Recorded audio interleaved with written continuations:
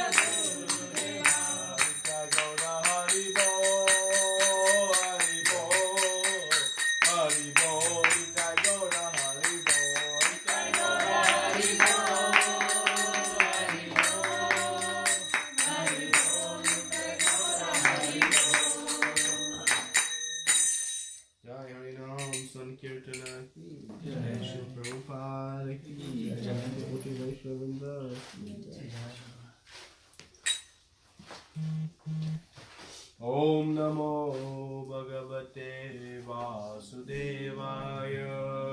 Om Namo Bhagavate Vasudevaya. Om Namo Bhagavate Vasudevaya. Om Namo Bhagavate Vasudevaya. Om Namo Bhagavate Vasudevaya. Om Namo Bhagavate Vasudevaya. Om Ajnānatimirandasya Jnānāñjana-śalakaya Chakshurunmilitam yena Tasmai Shri Gurave Namah. Shri Chaitanya Manobhishtam Sthapitam yena bhutale Swayam Rupa Kadāmayam Dadati Swapadantikam. Vandeham Shri Guru Shri Uttapakamalam Shri Gurun Vaishnavamscha Shri Rupam Sārajatam Sagana Raghunatham Vitam Tam Sajivam Sadvaitam Savadutam Parijana Sahitam Kṛṣṇa Chaitanya Devam Shri Radha Kṛṣṇa Padan Sagana Lalita Shri Vishakam Hey Kṛṣṇa Karuna Sindhu Dīnabandhu Jagatpate Gopesha Gopika Kanta Radha Kanta Namostute Tapta Kanchana Gaurangi Radhe Vrindavaneshwari Vrishabhanusute Devi Pranamami Hari Priye Vanchakalpatarubhyascha Kripa Sindhubhyo cha Patitanam Pavanebhyo Vaishnavebhyo Namo Namah. Namo Vishnu Padaya Krishna Prasthaya Bhutale Srimate Bhaktivedanta Swami Niti Namane. Namaste Saraswati Deve Gauravani Pracharine Nirvishesha Shunyavadi Paschatya Deshatarine. Jai Shri Krishna Chaitanya Prabhu Nityananda Shri Advaita Gadadhara Shri Vasari Gaurabhaktivinoda. Hare Krishna Krishna Krishna Hare Hare Hare Rama Rama Rama Hare Hare.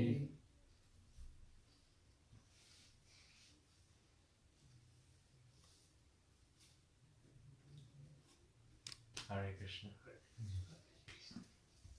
Ready for another week of studying Bhagavad Gita? You're all ready? Amped up? We're ready for prasadam. Both? That is an honest answer. So, we're studying this last section of the Bhagavad Gita in chapter 2.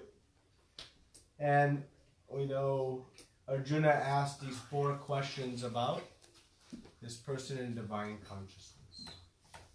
So last week we discussed this question of how are the minds and words affected by friends, enemies, and neutral.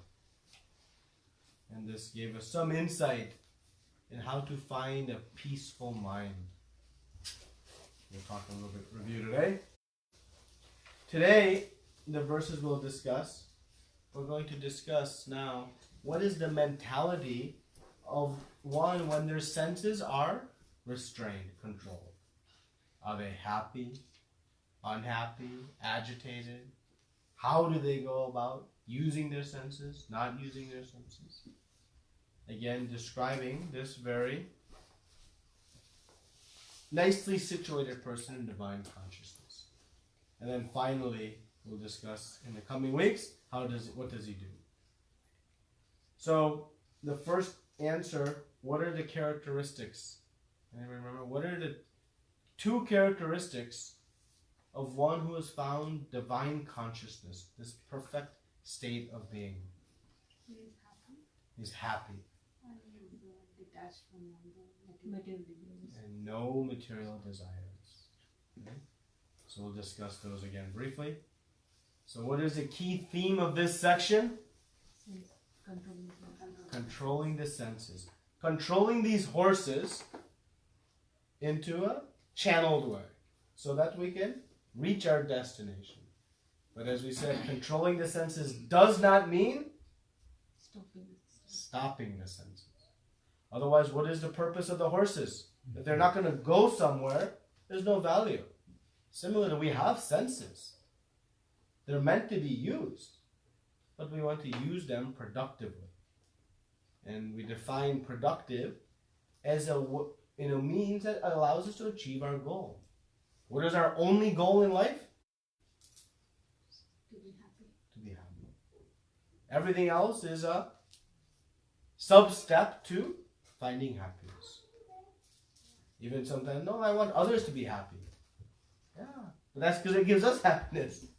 So ultimately, we want happiness. So we'll see the use of the senses. So controlling does not mean stopping the senses. Very, very important understanding we're going to keep reiterating. Okay? So we said one thing, the sthitta prajñā, divine consciousness, they have no material desires. So what's wrong with material desires? What happens with our material desires? We talked about material desires being some fame, some wealth, some status, some power, intelligence, all these things. They all sound like wonderful, lovely things. So why is a person who has found this divine consciousness free of all of these desires? Now we may wonder, what is it that they actually desire then? We'll come to that later. But what is the problem with the material desires? They are limited. They are limited. Misery. They lead to misery. Why? What is this picture trying to show us? What do we have in this picture? Oil and water.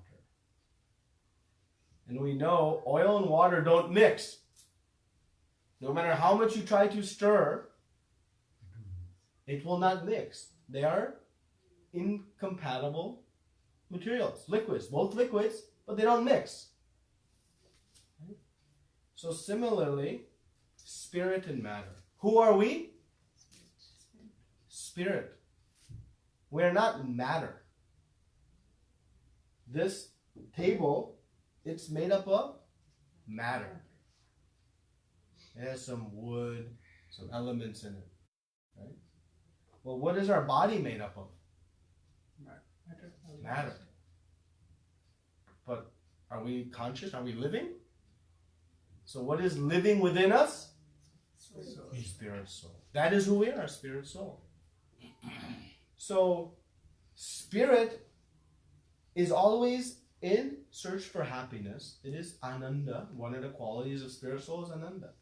But spirit finds happiness in spirit, not in matter. We have been trying to mix spirit with matter for millions of lifetimes, trying to extract some accomplishment from mixing spirit with matter, like trying to mix this oil and water, but they don't mix. And thus, our attempts to find happiness through all kinds of material desires ultimately ends up in misery. Because our attempts ultimately fail. Maybe some temporary gains, but ultimately we don't reach our desired goal, and thus frustration. And that is because we are trying to mix oil and water. No matter how much we try, no matter how much intelligence we put into it, it won't happen. Because oil and water don't mix. Similarly, The spirit soul, it finds its happiness from Supreme Spirit. And so we have to come to the first understanding, which is, I am not matter. I am spirit. I am spirit soul. And we said the material endeavors are very limited and temporary. Even the richest man on earth, how long he will enjoy those riches? 20, 30, 40, 50 years? Then, back to bank balance zero in the next life. No matter how much intelligence we have, back to 2 plus 2 in the next life. Everything starts over. So we discussed the 56th verse last time.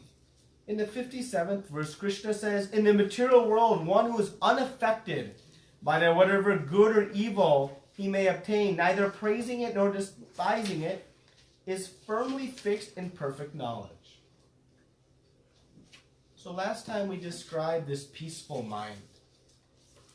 And how many of us wanted a peaceful mind?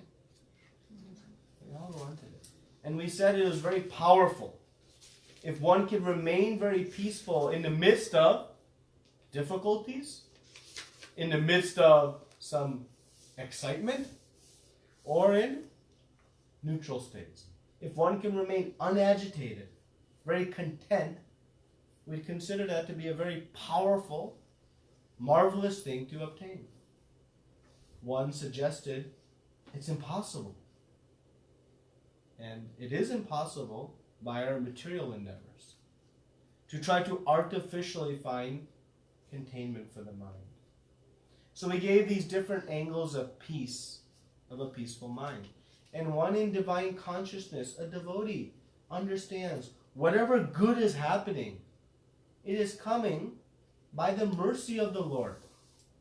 And whatever bad is happening, it is due to my own past karma. And the Lord, being so merciful, is minimizing that trouble I have. But, as I said last time, we do the opposite. When something good comes, I did it.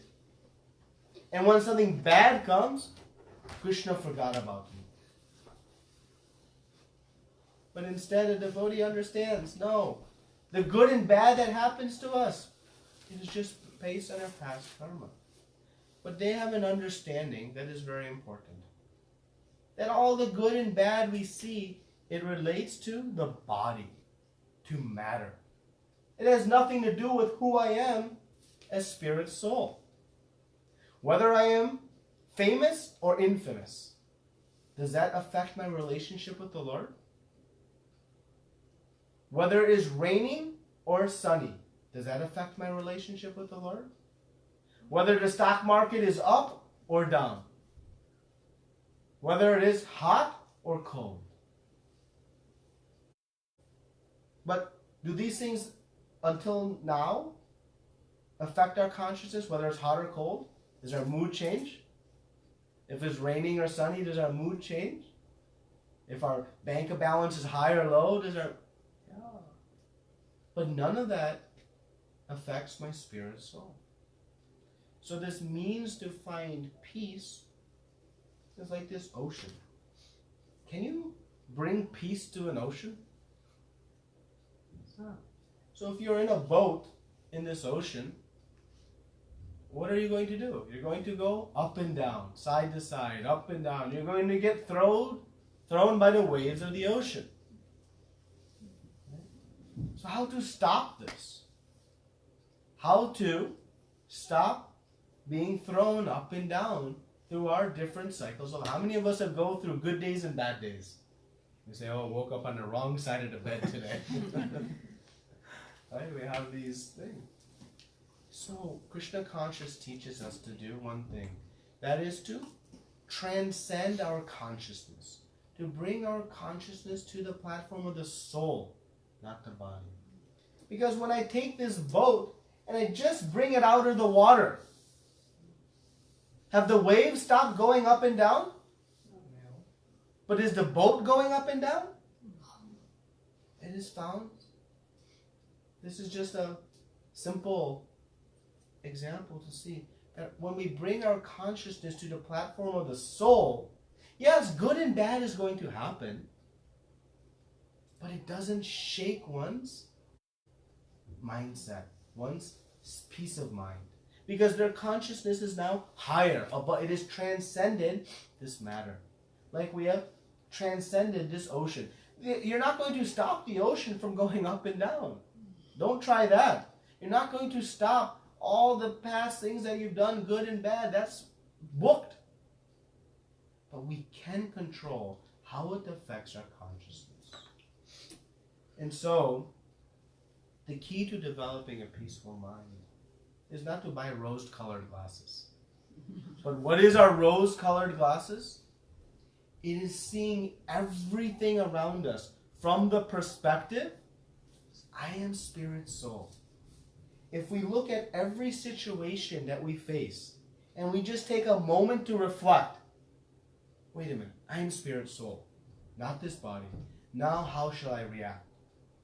If we just take a moment and look through this lens of then we are going to see things very, very clearly.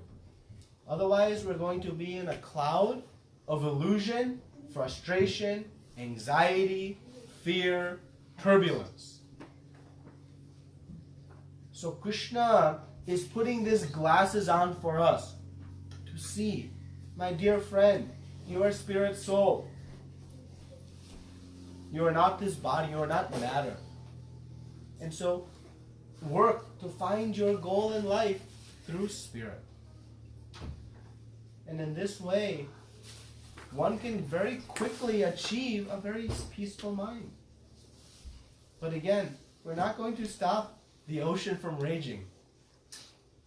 But we can stop its effect on me. Okay? So now, let us examine this 58th verse, in which Kṛṣṇa is using a very nice metaphor in explaining who is a real yogi. Okay? If somebody wants to read the verse.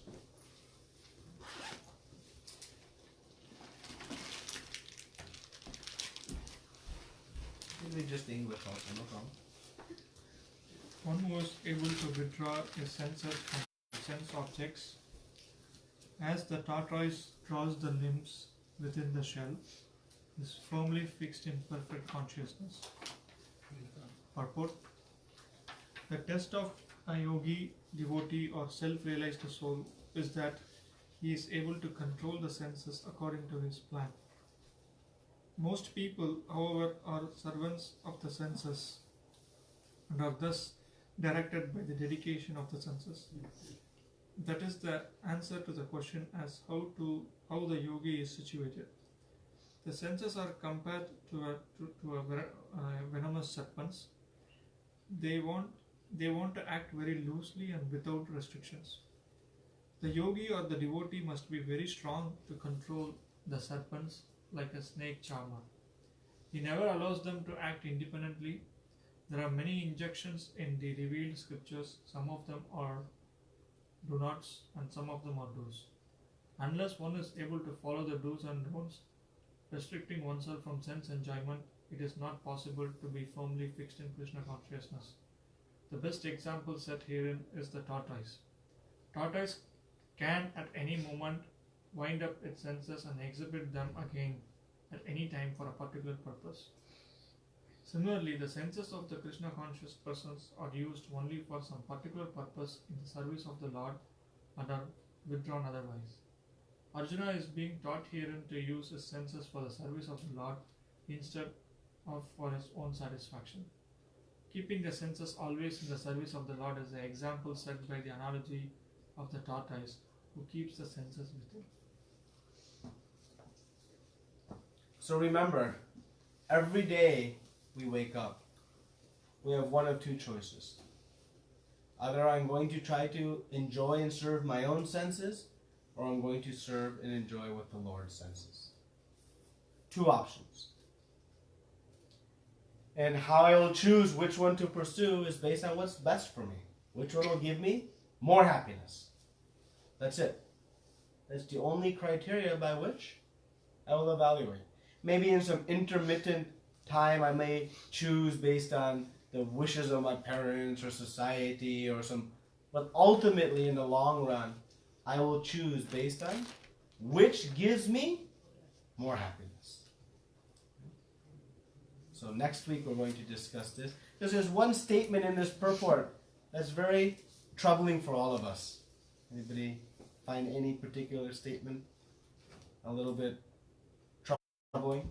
The senses are compared to the venomous serpents. Okay, so the senses being compared to venomous serpents, we'll discuss that one. Any other statements strike you?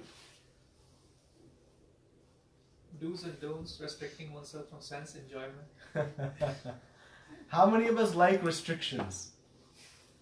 Anybody? Anybody likes to be told do's and don'ts? We want freedom to do as we choose. Right? So, Krishna is going to directly address this sentiment in the very next verse. That nobody likes restrictions. So Krishna is going to address that and give us the wonderful formula. But we have to wait one more week to get that to happen. So, Krishna is answering the question, the third question of Arjuna, which is, how does one in divine consciousness sit? Meaning, what is one's mentality? Okay? So let us explore. What is the test of a real yogi? Whether they have a hard shell like this? What is the test of a real yogi? Control the senses. They control their senses. In what way? Selectively use. They use them when they want. Right? Not uncontrolled, whimsical. So Prabhupada says that the yogi is situated and he's able to control the senses according to his plan. He has a plan. How many of us have made a plan? Or are we just going day to day through life whimsically figuring things out? How many of us have made a plan for where we are going next? His Holiness Indriya Maharaj gave a wonderful discussion on Monday evening in Ann Arbor. And he said very beautifully, we make plans for everything in our life. We plan birthdays, we plan anniversaries, graduation days, wedding days, so much elaborate. All major events of our life, we plan. But what is the one event in our life we don't plan for? Death. We think it's taboo. It's an inevitable fact. So a yogi has made a plan and is using his senses when needed. And how does a yogi use their senses? Controlled manner whenever they want. In a controlled manner whenever they want. And when do they use them? To serve the Krishna. In the service of Krishna.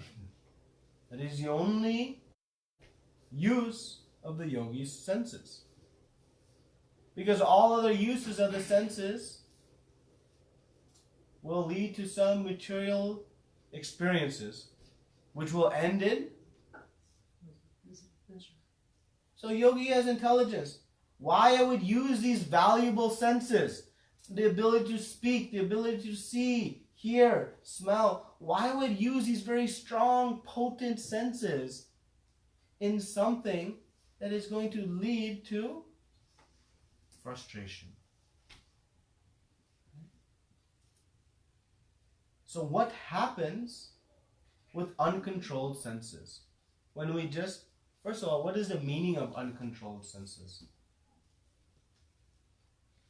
They control you rather than you control That is eloquently put.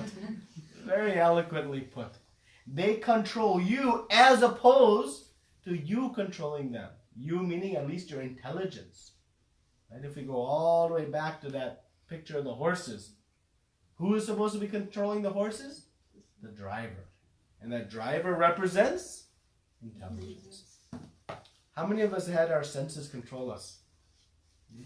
Only me.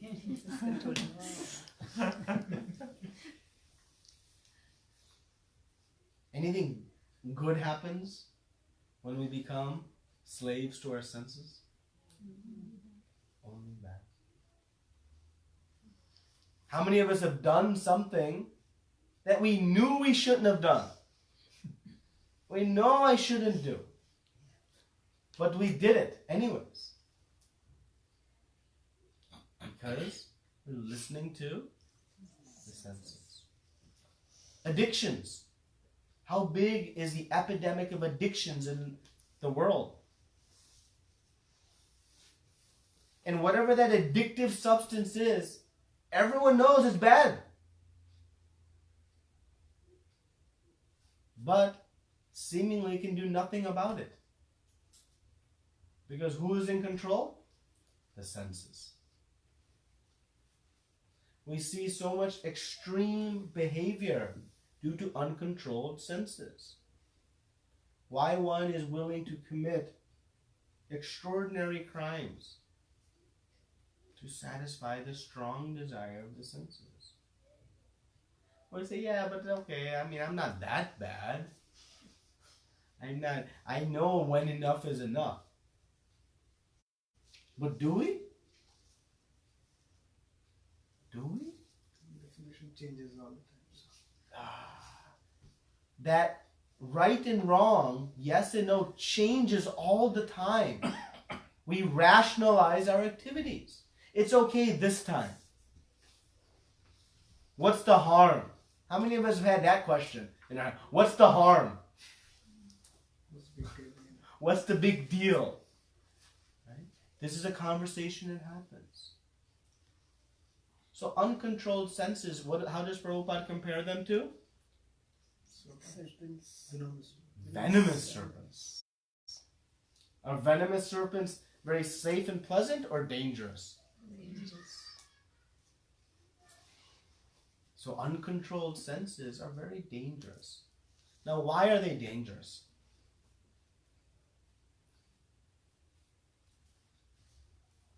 Okay, so I like to enjoy rasgulla. What's the problem if I eat 20 of them? Why are they dangerous? Okay, I really enjoy movies, so I'm going to watch movies all day long. Why? What's the big deal?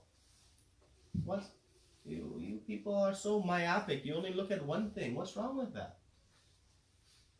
What is wrong with that? They bring the misery more closer to you, more faster to you than normal life. If you listen to the tongue to eat rasgulla and sweets all day, what will result? Misery. Your body will fail you. It will break down. If you're so addicted to watching movies that you're skipping out in work, what will happen to you? Misery. Because you'll lose your job. You'll lose your livelihood. The casinos are great places to see uncontrolled senses.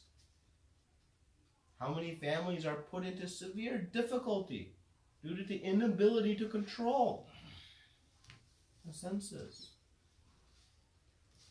And we see it in more subtle ways. But like anything, they start sometimes small, but they build. They build. And they turn into something big. Weeds in the garden start very small, very innocent. But unattended to, those weeds ultimately overtake the crop. They overtake. So if we attend to the weeds when they're very small and young, they're easy to pull out. But as they grow and mature, it becomes more difficult. So, Prabhuji said very nicely, he's on a roll today, that the right and wrong keeps changing. It's in the eye of the beholder. It's based on my mood today. Today I'm going to be very disciplined. But tomorrow I won't. So we all need guidelines for us. We need principles who can objectively, independently guide us. What is good for you and what is not good for you. So that when the senses say, let's do this, and the mind is giving all kinds of ideas, the intelligence can evaluate those actions, not based on my own whims, my own ideas, but based on an independent, objective source. Now let's see. Who is establishing the do's and don'ts?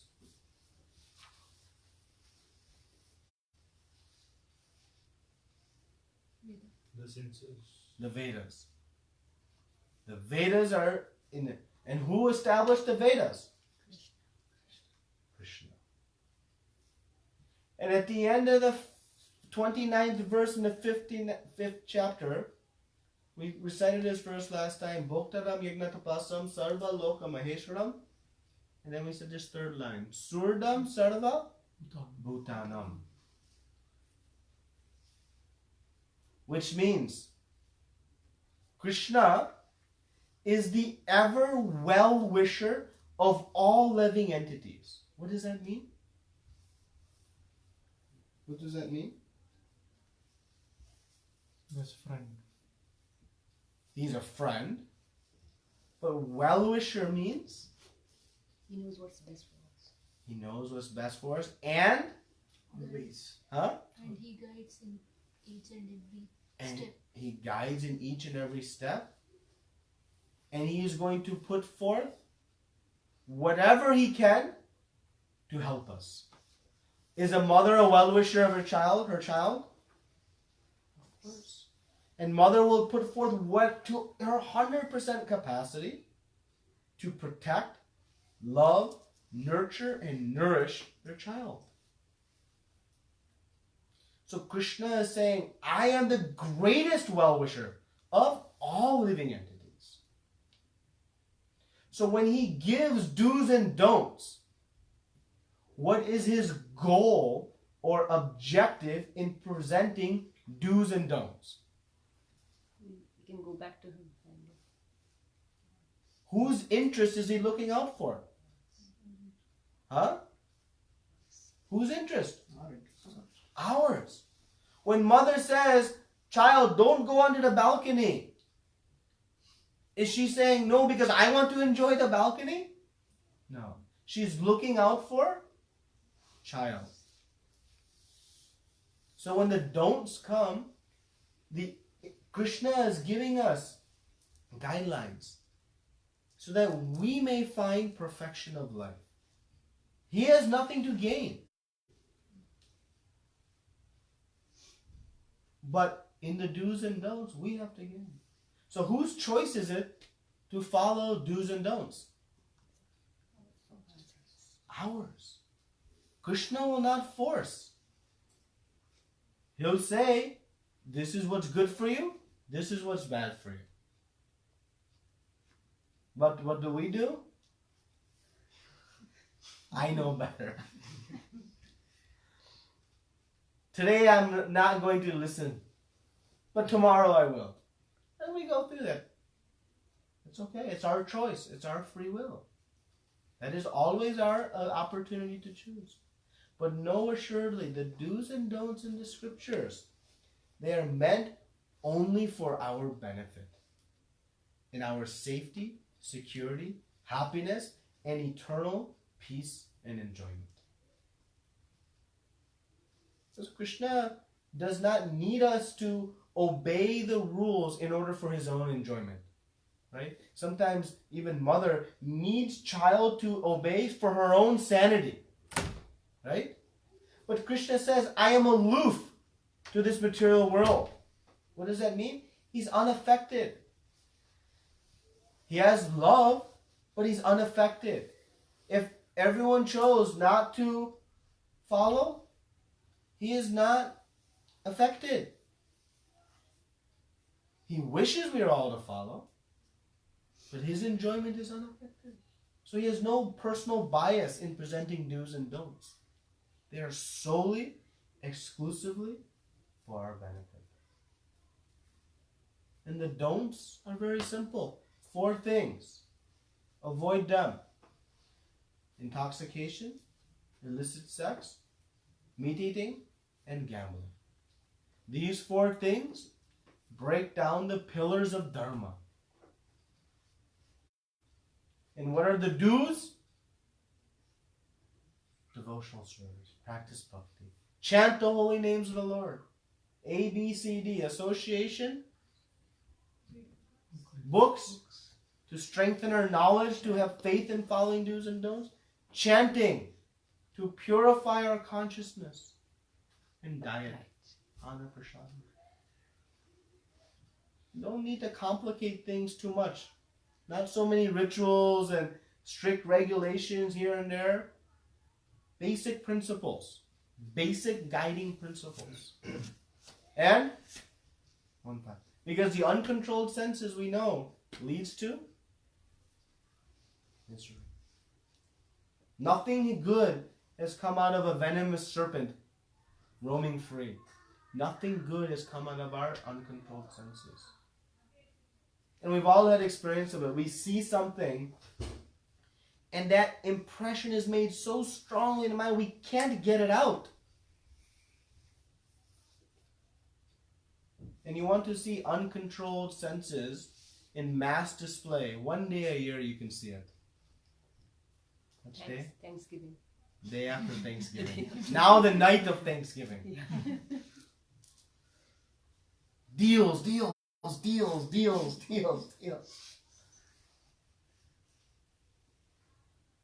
It's children with uncontrolled in the form of adults. That's what we do. But day to day it is happening.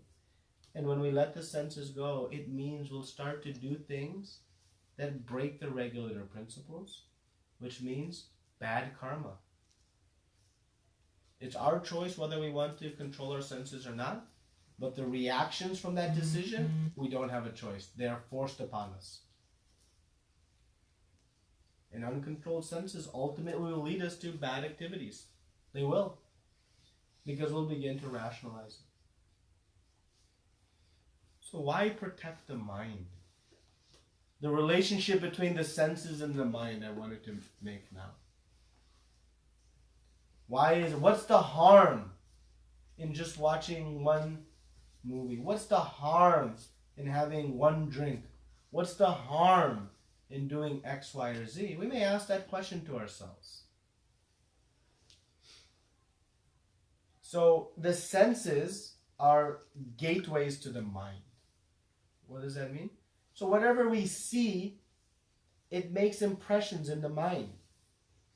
And the most potent thing we see in this mode of passion is when we see beautiful man and woman. The impressions are made in the mind. And that is what marketing is all about. Whole marketing industry revolves around this central theme. Why? Because it's so effective in capturing our consciousness, associating that product with beauty. And so whatever we see, whatever we hear, smell, taste, touch, it creates an impression in the mind. A desire is stored. It is like this soft clay ball, right? And if you take a knife or a pencil and you make a mark in that ball, that's an impression. How difficult was it to make that impression? Very easy. Just, it's made. And you make all these impressions, right? Now, how difficult is it to remove that impression? Just as easy? It's gone? When you press it, then the whole thing deforms, then you have to... So much effort is required to remove these impressions. This is like the mind. The mind is like a soft clay ball. Whatever it touches, a mark is made. Whatever this ball comes in contact with, even if it comes in contact with this edge of the paper, an impression will be made. That is like our mind. It is very impressionable. And those impressions come from the senses. So if I don't protect and be thoughtful about what is it that I'm seeing, if I'm not thoughtful about what is it that I'm hearing, what is it that I'm tasting, what is it that I'm smelling, I am making all these impressions in the mind that then become extraordinarily difficult to get out, to remove. So a yogi restrains his senses, pulls them in, doesn't let impressions be made in its precious mind by letting its senses see and look at anything, hear anything. It's very discerning to protect his senses so that the mind remains pure. So next time we ask, what is the harm? It's just one movie. Just think, in that one movie, how many desires are entering the mind? How many desires enter the mind with one walk around the mall? How many desires? So many. And then you can think, now how much work it will take to take those desires out. It's difficult. So yogi is very protective of the mind. As they are, the senses are the gateways into them. So how to use the senses? Remember, the yogi doesn't just live in its shell its whole life. It comes out and it uses its senses, but uses them very intelligently. Tasting wonderful prasadam, seeing the beautiful home of the Lord, the beautiful form of Kṛṣṇa, smelling the flowers offered to the lotus feet of the Lord, hearing the wonderful songs of God. This Bhagavad Gita is song of God. So Kṛṣṇa is going to now tell us next week that nobody likes restrictions. So he's going to remind us, subtraction occurs by addition. Forget about all the restrictions. Just add Kṛṣṇa consciousness to your life. And propelled by this higher taste, this sweeter taste of hot, fluffy puris, who then desires stale chapatis? Anybody? Oh. But until we have tried a hot, fluffy puri, the stale chapatis, not too bad if that's all I got. You know, the bachelors have this experience. We'll take whatever we get. But when you can get hot, fluffy puris, when we can enjoy this sweetness of Kṛṣṇa consciousness, then naturally our taste for these don'ts will automatically go away.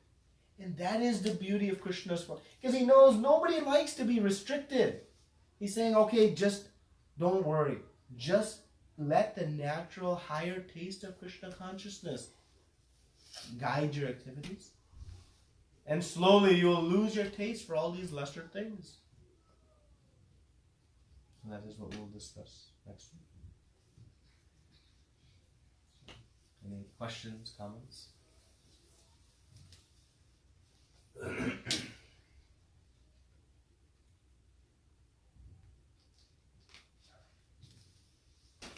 Just to be a record of no, so I know someone has a question. Comment.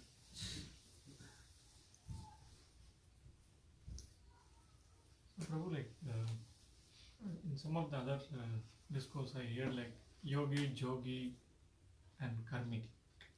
So, and of course Prabhupada quote was different for these three people, and he said like we should be beyond these three, to be in Kṛṣṇa consciousness. So maybe if you can give some. Yeah. So Kṛṣṇa says, Yoginam api sarvaśaḥ madgate nantaratmana shraddhavan bhajate yomam same yuktatam mataha.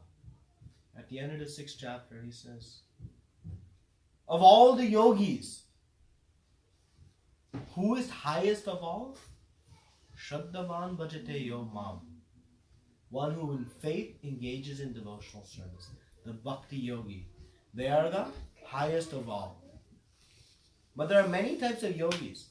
There is the sakam karma yogi, nishkam karma yogi, jnani yogi, ashtanga yogi, buddhi yogi.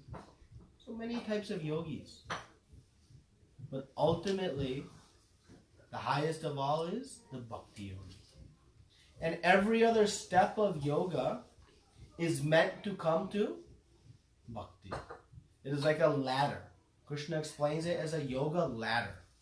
So when you have one rung of a ladder, the goal of that rung, that step, is to come to the next step. And then to the next step. They're all in a sequential path. It is not one is going this way and one is going that way. So Kṛṣṇa is saying that progressively one must come to bhakti as the ultimate yoga. Yoga means one thing only. It means linking with the Supreme. We have contorted the meaning of yoga, yogi, into so many alternate. But yogi has only one meaning: to link with Kṛṣṇa. And the ultimate process of linking with Kṛṣṇa is bhakti. And Kṛṣṇa says you don't have to get to the top of the ladder by going step by step. You can start at the top. Now that opportunity nobody gives us. When we apply for the job in the office, they say, oh, you can just start in the top. No, you work your way up. Education, we work our way up. But Kṛṣṇa says, you can start at the top. So when we talk about general yogis, we typically talk about the jnani yogis or the mystic yogis. And the mystic yogis are acquiring some powers. But they are material powers. What real ultimate value they're going to yield.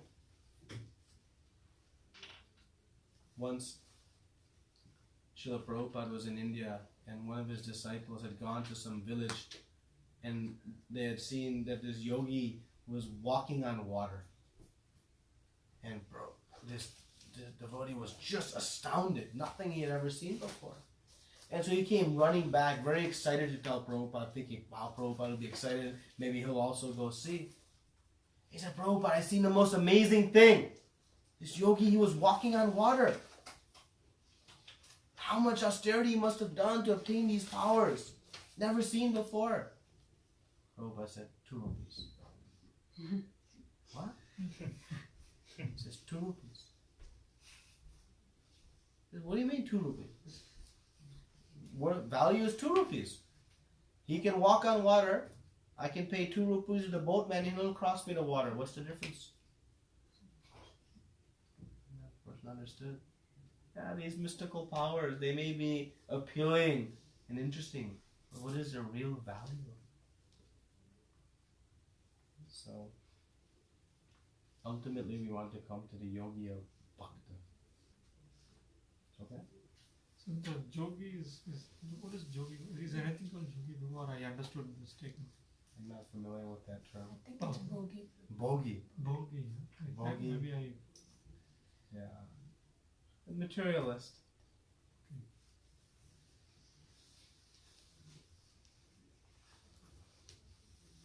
Anything? I have a question. Remember when we were talking about today between a mother giving the directions to the child, and then you talked about how Kṛṣṇa gives directions. So when my mother is giving to control, sometimes she's also doing what is best for the child, but at the same time she's doing it to maintain her sanity. But Kṛṣṇa doesn't need to do that, as you said. But we also know that Kṛṣṇa doesn't need to do it, but he's actually in a lot of pain when he's not. So he's actually being affected, isn't it, Prabhuji? I mean, because the children are lost. This is the achintya bheda tattva, simultaneously one and the other. You'll see Kṛṣṇa will explain these inconceivable potencies. And he'll say, I'm within and without. How you can be within and without. He says, I am aloof to everything, yet it is under my control that's happening. How that can be? So, yes, Kṛṣṇa is unaffected by the material affairs. But, and we see in the Brihad Bhagavatamrita, Srila Sanatana Goswami has explained, that Kṛṣṇa is strongly lamenting and saddened by our separation from him. Just as any father or mother would be saddened by the separation of their child. So, yes, Kṛṣṇa is in pangs of separation from us, but we are not in pangs of separation from him. So, it is his strong desire that we all come back home, but he'll not interfere with our free will. He'll not interfere with our independent free will to choose. So, yes, he is neutral and unbiased in presenting the do's and don'ts, unaffected, but he also at the same time possesses that attachment to each and every one of us. One more question. Yeah. I'm just kind of curious to know what happens in the spiritual world and the material world. So at every point of time, like as our minute is passing, there are some souls who are actually going to the spiritual world, and there are some souls who are there in the spiritual world also who are kind of wanting to become independent, and they are falling down. So that circle is happening every second here now, or how does it work? Yes, not only in this universe, in all millions and billions and trillions of universes. It's happening. I'll make this statement and then you'll think how. Because Kṛṣṇa said, never was there a time that I did not exist nor you. Yet new souls are constantly emanating from the Lord. Don't try to wrap our feeble minds around these types of topics. The Munis will try to speculate and come up with, it'll take you nowhere.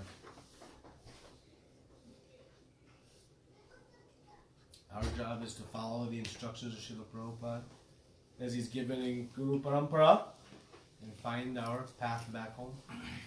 And the key path in this section is use the senses wisely.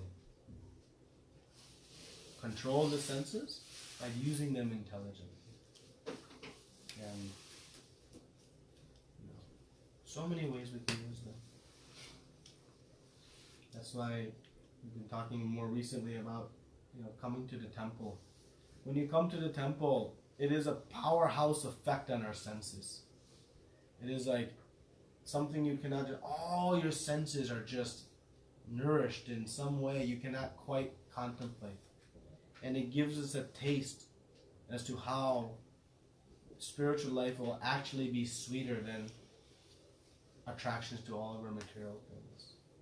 And that is the ultimate mercy of Srila Prabhupada and Radha Kunj Bihari, who manifest this great experience for all of us to feel, not to take on theory or to take on someone else's word, but for us each as individuals to experience the bliss of happiness of Krishna consciousness.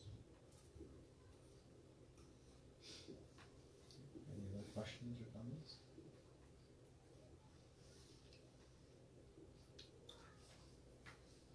Okay.